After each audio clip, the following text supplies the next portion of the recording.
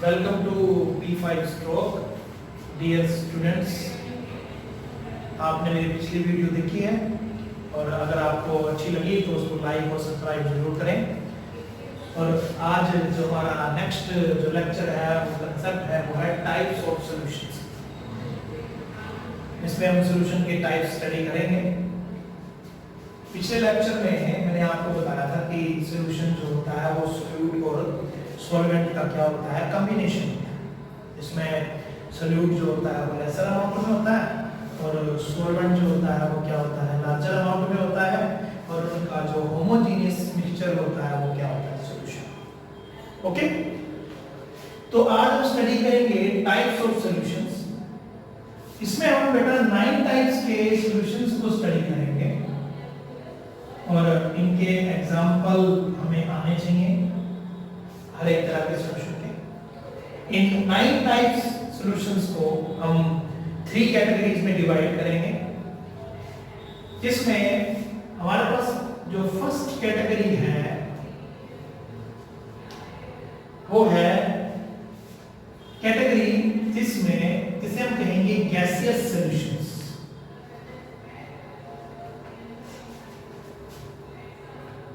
और इसमें हमारे पास सॉल्यूट की फॉर्म में सॉलिड, लिक्विड एंड गैस तीनों मौजूद रहेंगे। लेकिन सॉल्वेंट की फॉर्म में हमारे पास सिर्फ गैस होगी।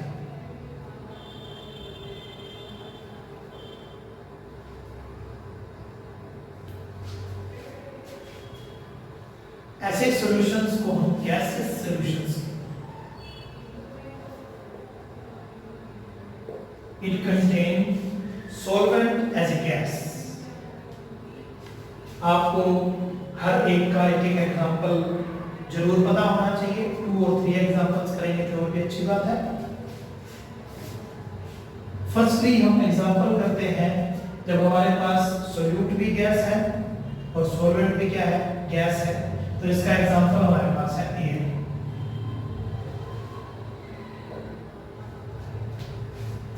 इसमें हमारे पास गैस आपस में क्या होती है, इंटरमिक्स होती है। गैस इन गैस का एग्जांपल। नेक्स्ट हमारे पास एग्जांपल है लिक्विड इन गैस का एग्जांपल। ये हमारे पास सॉल्वेंट की फॉर्म में क्या होना चाहिए, लिक्विड होना चाहिए। और सॉल्वेंट की फॉर्म में क्या होनी चाहिए, गैस होनी चाहिए। और सॉल्यूट की फॉर्म में क्या होना चाहिए, लिक्विड होना चाहिए। इसका एग्जांपल हमारे पास होता है क्लोरोफॉर्म। एक केमिकल है हमारे पास और उसको नाइट्रोजन के अंदर क्या किया जाता है, मिक्स किया जाता है। Chloroform mix in nitrogen. Chloroform यहाँ पर लिक्विड फॉर्म में है तो नाइट्रोजन यहाँ पर क्या है, गैस की फॉर्म में है। और अगला हमारे पास है सॉलिड इन गैस। इस सॉल्यूट हमारे पास क्या होना चाहिए, सॉलिड होना चाहिए। और सॉल्वेंट हमारे पास क्या होना चाहिए, गैस होना चाहिए। तो इसका सबसे बेस्ट एग्जांपल है हमारे पास कंफर। कंफर, कपूर, आप लोगों ने सुना होगा। ये सप्लीमेंट होता है। सप्लीमेंट क्या होते हैं, जो सॉलिड से किसकी फॉर्म में चेंज हो जाते हैं, गैस की फॉर्म में चेंज हो जाते हैं। तो कंफर हमारे पास एक सॉलिड है और नाइट्रोजन हमारे पास क्या है, एक गैस है। और ये तीनों हमारे पास ऐसे सॉल्यूशंस के एग्जांपल हैं जिसमें सॉल्वेंट की फॉर्म में क्या मौजूद है, हमारे पास गैस मौजूद है। Solid in gas, liquid in gas and gas in gas. Solvent की फॉर्म में हमारे पास क्या है, गैस है। नेक्स्ट जो कैटेगरी बेटा हमने करनी है टाइप्स ऑफ सॉल्यूशन में, वो हमने करनी है बेटा लिक्विड सॉल्यूशंस। फर्स्ट हमने गैसियस सॉल्यूशन किए हैं। सेकंड कैटेगरी हम करेंगे लिक्विड सॉल्यूशंस की, जिसमें सॉल्यूट की फॉर्म में वही सेम आपके पास सॉलिड भी हो सकता है, लिक्विड भी हो सकता है और गैस भी हो सकती है। आप लोग ये बात अच्छी तरह जानते हैं कि जो सोल्यूट होता है वो किसी भी सॉल्यूशन का वो हिस्सा होता है जो कम मात्रा में होता है, और आप सॉल्वेंट की फॉर्म में लेंगे लिक्विड, सॉल्वेंट की फॉर्म में आप लिक्विड लेंगे और आपको इसका जो है वो हर एक का अच्छे से एग्जांपल भी पता होना चाहिए। तो सॉलिड इन लिक्विड का एग्जांपल अगर आप करते हैं तो sugar in water, salt in water, glucose in water, क्योंकि शुगर सॉलिड फॉर्म में है और वाटर हमारे पास क्या होता है, लिक्विड फॉर्म में है। तो इसका सबसे बेस्ट एग्जांपल आप ले सकते हैं साल्ट सॉल्यूशन। साल्ट की फॉर्म में NaCl नमक, सोडियम क्लोराइड हम यूज करते हैं और वो NaCl नमक जो सोडियम क्लोराइड है वो सॉलिड फॉर्म में होता है और वाटर क्या होता है आपके पास लिक्विड फॉर्म में होता है। अब लिक्विड इन लिक्विड का एग्जांपल आप लेते हैं तो इसका एग्जांपल हमारे पास अल्कोहल इन वाटर, अल्कोहल भी लिक्विड फॉर्म में होती है और वाटर भी क्या होता है, लिक्विड फॉर्म में होता है। That is the example of liquid in liquid, that is alcohol in water. And next example is gas in liquid. यहाँ पर सोल्यूट हमारे पास गैस होगा और हमारे पास जो लिक्विड फॉर्म में क्या प्रेजेंस होगा, सॉल्वेंट प्रेजेंस होगा। तो इसका सबसे बेस्ट एग्जांपल हमारे पास है oxygen in water, oxygen in water. और you all know about the soft drinks that in our daily life. जो सॉफ्ट ड्रिंक्स होते हैं उनमें हमारे पास क्या प्रेजेंस होती है, कार्बन डाइऑक्साइड प्रेजेंस होती है। तो वो हमारे पास इसका एग्जांपल होता है गैस इन लिक्विड का example, that is the soft drinks. और you can say that oxygen in water, that is the example of gas in liquid. ठीक है, गैस इन लिक्विड एग्जांपल्स एक बार मैं आपको दोबारा से बता देता हूं। इस सॉलिड इन लिक्विड का एग्जांपल हमारे पास होगा salt solution. Liquid in liquid का एग्जांपल हमारे पास होगा alcohol in water. And gas in liquid का एग्जांपल हमारे पास होगा सॉफ्ट ड्रिंक्स भी कर सकते हैं आप लोग, जिसमें कार्बन डाइऑक्साइड हमारे पास प्रेजेंस होती है, या आप इसमें कर सकते हैं ऑक्सीजन इन वाटर। और इन सभी को हम लिक्विड सॉल्यूशन इसलिए कहते हैं क्योंकि इनमें हमारे पास सॉल्वेंट की फॉर्म में क्या प्रेजेंस होता है, लिक्विड प्रेजेंस होता है। और बेटा थर्ड जो कैटेगरी हमारे पास इसकी आती है वो आती है सॉलिड सॉल्यूशंस। सॉलिड सॉल्यूशंस हमारे पास क्या होते हैं, जिसमें हमारे पास सॉल्वेंट की फॉर्म में सॉलिड प्रेजेंस होता है, solid solutions. solute, next one is the solvent and other one is the example. Example we will write below. तो solute की फॉर्म में solid भी है,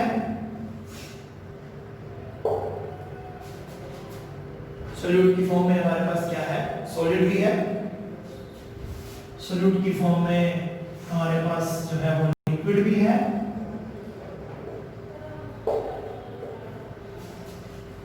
ठीक है, और सोल्यूट की फॉर्म में हमारे पास जो है वो गैस भी मौजूद है।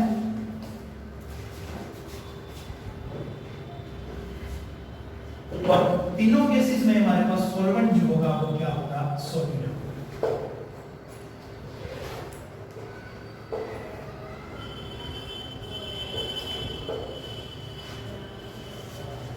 तो तीनों केसेस में हमारे पास सॉल्वेंट की फॉर्म में जो है वो मौजूद है सॉलिड, तो इसके नीचे क्या बोलेंगे, सॉलिड सॉल्यूशन बोलेंगे। तो सबसे पहले सॉलिड इन सॉलिड का एग्जांपल हम लेते हैं। तो इसका सबसे बेस्ट एग्जांपल बेटा हमारे पास होता है alloys. You all know about the alloys. What are the alloys? Alloys are the homogeneous mixture of two or more metals। दो या दो से अधिक मेटल्स का जो होमोजेनियस मिक्सचर हमारे पास होता है उसे हम क्या कहते हैं, अलॉयज कहते हैं। अब जैसे एग्जांपल के तौर पे we all purchase the gold in our daily life and the purest gold is 24 carat, but we will purchase the gold in the form of 22 carat। We will purchase in the form of 22 carat we will purchase the gold in the form of 20 carat. That 22 carat gold means 2 carat copper or silver, and 22 carat gold, and both form the homogeneous mixture.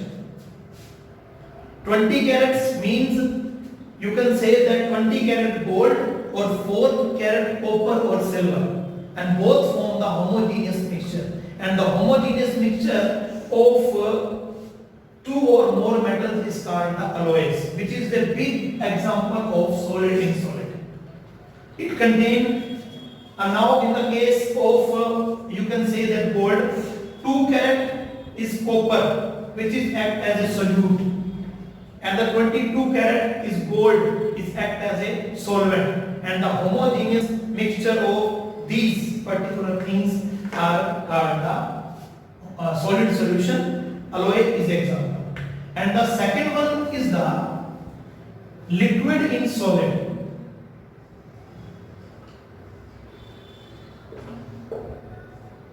Liquid in solid, liquid in solid का example हम जो है वो daily life में बहुत बार देखते हैं, that water vapour present in the soil, water vapor present in the soil in solid form, and the water vapor present inside the soil in the form of liquid form. That is the other example of liquid in solid. Solid solvent और liquid हमारे पास क्या होना चाहिए, solid form में होना चाहिए. And the other example you can say that gas in solid is when we do the organic हम लोग जब यूज करेंगे या ऑर्गेनिक का कंसेप्ट जब हम करेंगे तो उस केस में ये एग्जांपल हमें बहुत ज्यादा काम आएगा कि हाइड्रोजन गैस प्रेजेंट इन पैलेडियम मेटल. पैलेडियम एक मेटल होती है जो सॉलिड फॉर्म में होती है, और ये हाइड्रोजन गैस को क्या कर लेती है, एब्जॉर्ब कर लेती है अपने ऊपर. और हाइड्रोजन गैस जो है वो इसके अंदर पैलेडियम मेटल के अंदर क्या होती है, प्रेजेंस होती है. तो हाइड्रोजन क्या है, गैस है, और हमारे पास जो पैलेडियम है वो क्या है, एक सॉलिड है. तो ये गैस इन सॉलिड का हमारे पास क्या हो गया एग्जांपल. यानी सॉलिड इन सॉलिड का example alloys, liquid in solid का एग्जांपल हमारे पास क्या होगा, water vapours in the soil, and gas in solid का एग्जांपल क्या है, hydrogen gas present in the palladium. तो तीन तरह के टाइप्स हमने किए. पहला हमने किया गैसियस सॉल्यूशन जिसमें हमारे पास सॉल्वेंट की फॉर्म में क्या था, गैस था. सेकंड एग्जांपल हमने किया लिक्विड सॉल्यूशन जिसमें सॉल्वेंट की फॉर्म में क्या प्रेजेंस था, लिक्विड प्रेजेंस था. और थर्ड हमने कौन सा किया, सॉलिड सॉल्यूशन जिसमें हमारे पास जो है वो सॉल्वेंट की फॉर्म में क्या प्रेजेंस था, सॉलिड प्रेजेंस था. तो ये तीन टाइप्स हमने किए जिसमें हमारे पास टोटल 9 टाइप्स ऑफ सॉल्यूशन जो है. और बेटा आप लोगों को ये बात ध्यान रखनी है कि जो है एक एक एग्जांपल मैंने आपको बताया, और कम से कम 1 और 2 एग्जांपल्स आपने बुक से जरूर स्टडी करनी है ताकि हमारे पास जितने भी एग्जांपल्स इसके मौजूद हैं वो आपको आ जाए. क्योंकि आप ये भली बातें जानते हैं कि whether you are in the CBSE और in the Haryana board, lots of questions are coming in the form of multiple choice questions. So you should all know about the maximum examples ताकि आप लोग जो है वो किसी भी चीज को छोड़े ना, वो कोई भी चीज हमारी रहना चाहिए. Okay, so we are continue with the lecture that we are doing the concentration of solution. मैंने आप लोगों को प्रीवियस लेक्चर में बताया था कि किसी भी सॉल्यूशन की जो कंसंट्रेशन होती है वो सॉल्यूशन का क्या होता है, अमाउंट ऑफ सॉल्यूट. फिर हम लोगों ने अमाउंट ऑफ सॉल्यूट निकालने के मेथड स्टार्ट किए थे जिसमें हमने फर्स्ट मेथड कर लिया था मास परसेंटेज का मेथड. और उसमें मैंने आपको बताया था कि अगर आप लोगों को किसी भी पर्टिकुलर न्यूमेरिकल में बाय मास लिखा हुआ मिल जाता है तो इसका मतलब ये है कि वो सॉल्यूशन जो है उसका टोटल मास कितना है, 100 ग्राम है, और उसके अंदर जितने भी कंपोनेंट हैं वो परसेंटेज की फॉर्म में क्या रहते हैं, मौजूद रहते हैं. ठीक है, वो था हमारा mass by mass method.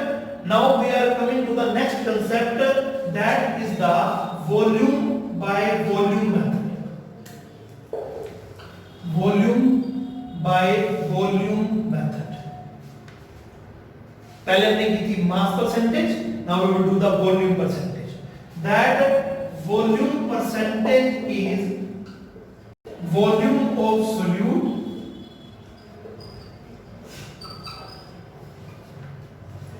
divided by volume of solution multiplied by 100।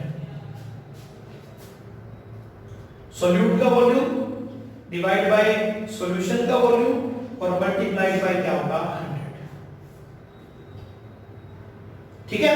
For example you dissolved the 10 milliliter, you can say that chloroform in 70 ml water। Calculate the concentration by volume percentage।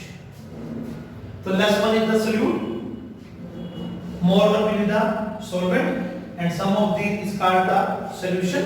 तो what will come, मैंने आप लोगों को previous lecture में ये भी बताया था कि जो भी न्यूमेरिकल हम लोग करेंगे उस न्यूमेरिकल के अंदर हमें हर चीज को राइट करना है, क्योंकि आपका जो न्यूमेरिकल है वो पॉइंट्स में बटा हुआ है। जो चीज गिवन है वो भी आपको राइट करनी है, और फिर फॉर्मूला भी आपको अच्छे से राइट करना है, और फिर वैल्यू भी आपको अच्छे से पुट करनी है, ताकि आप जो है फुल मार्क्स गेन कर सकें। और बाय चांस अगर आप लोगों का आंसर नहीं आता है, अगर आंसर नहीं आता है तो फिर भी आपके मार्क्स बहुत कम कटेंगे, आप लोगों को पूरे मार्क्स मिलेंगे ऑलमोस्ट। अगर हम आंसर नहीं निकाल सकते हैं तो 3 में से हम 2 मार्क्स गेन कर सकते हैं, अगर हम आंसर नहीं निकाल सकते तो 2 में से 1.5 मार्क्स गेन कर सकते हैं। तो आपकी कोशिश ये रहनी चाहिए बेटा कि जो चीज आपको गिवन है आप सारी चीज इसमें राइट करें। ठीक है। तो अब हम वॉल्यूम परसेंटेज निकाल रहे हैं, तो volume percentage equal to 10 divide by 80। 10 divided by 80, because 10 is the mass of volume of solute, divide by 80 and multiplied by 100। 80 हमने इसके लिए रखा क्योंकि 10 जो है हमारे पास सोल्यूट है और 70 जो है वो हमारे पास क्या है सॉल्वेंट है, और दोनों का सम 10 + 70 हमारे पास क्या हो गया 80 हो गया। तो 10 divided by 80 into में 100, और हम जो कट कर सकते हैं वो काट देंगे और हमारे पास आएगा 100 by 8, you can 50 by 4 or 25 by 2, so 2 ones the 2 to the 4, so that is the 12.5%, that is the volume percentage। Okay. तो इस तरह से हम क्या कर सकते हैं, वॉल्यूम परसेंटेज निकाल सकते हैं, और ये फॉर्मूला जो हम पर्टिकुलरली उन सॉल्यूशंस में यूज करते हैं जहां पर हमारे पास सोल्यूट एंड सॉल्वेंट जो है वो किस फॉर्म में होते हैं, आपके लिक्विड फॉर्म में। प्रीवियस लेक्चर में जो हमने किया है कि टाइप्स ऑफ सॉल्यूशंस में एक लिक्विड सॉल्यूशन था हमारे पास जिसमें सॉल्वेंट किस फॉर्म में था, लिक्विड फॉर्म में था। जब दोनों हमारे पास लिक्विड फॉर्म में होंगे तो तब हम क्या कर सकते हैं, इसकी वैल्यू को फाइंड आउट कर सकते हैं, and that is called the volume percentage, second method of finding the concentration. Firstly हमने किया मास बाय मास मेथड, सेकंड हमने किया वॉल्यूम बाय वॉल्यूम मेथड। अब थर्ड जो हमने करने जा रहे हैं that is very important, because that method is usable in the laboratory when we make the chemical. We will use this particular method, that is called the strength of the solution। Listen very carefully, that is very important method, strength of a solution, because the strength of solution will decide that how fastly the reactant will react। Strength of a solution, strength of solution means how much amount of mass of solute present in a particular volume। If for example you are taking the 250 ml water and you are adding the 5 gram salt, then the strength of solution means 5 gram in 250 milliliter, and that will decide the strength। And if we increase the strength of the volume, by increasing the amount of solute. You increase the amount of solute from 5 gram to 10 gram. The reaction become more fast because you are increasing the strength of the solution. 5 gram to 10 gram. You are increasing more, 10 to 15. The strength of the solution will more. The then strength of the solution will decide that how fast will be the reaction take place. The strength means mass by volume. We have done mass by mass. We have done volume by volume. Now we done the mass by volume.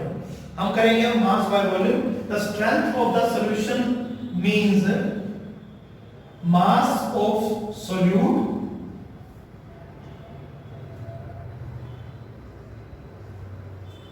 divided by volume of solution. If the solution volume in milliliter, then this equation will be multiplied by 1000. And if the volume is taken in liter, then this equation will not multiply by 1000. If volume is milliliter, this is multiplied by 1000. And if it is not in milliliter, it is in liters, then don't multiply by 1000. So strength of the solution is mass of solute divided by volume of solution in milliliter. अगर millilitre में है तो आप 1000 से क्या करेंगे, multiply करेंगे, और अगर लीटर में है तो आपको 1000 से मल्टीप्लाई करने की जरूरत नहीं है. अगर आप डेफिनेशन लेते हैं तो mass of solute present in the per unit volume, mass of solute present in per unit volume is called the strength of the solution. I am repeating, mass of solute per unit volume of the solution is called its strength, and we will take the unit. The unit of the strength is gram per milliliter, or you can say that gram per liter. That is called the strength of the solution. You are dissolving the 10 gram copper sulfate in 250 ml water. Then what is the strength? You all know the strength means 10 gram. You all know the strength is mass of solute, that is 10 gram. And the volume of solution is 250 multiplied by 1000. तो जब हम इसे cut करेंगे तो क्या हो गया 4. then answer will be the 40 gram per milliliter. That is the strength of the solution. And if we increase the value up to 15, the strength of the solution will increase and the copper sulfate will react more and more fastly, because the strength of the solution will decide that how fast the reactant will react to each other. If we increase the value of strength in the laboratory, we are just taking the strength in very low amount. We are just taking the 2 gram in 250 milliliter, 3 gram in 250 milliliter. That strength 10 gram is very high. If we increase the value from 250 to 1000, then the concentration will be the 40. You get 10 in 250. 20 in 500, then increase from 40 gram in 1000. That will be the high strength of the solution, and the reactant will react very fast. Okay, so this formula should be very important formula, or you should know about what is the strength of the solution. The strength of the solution is mass of solute divided by volume of solution in milliliter multiplied by 1000. Okay, and the unit is gram per milliliter and gram per liter. Okay beta, then we will meet in the next lecture. Bye bye, have a good day and have a nice day.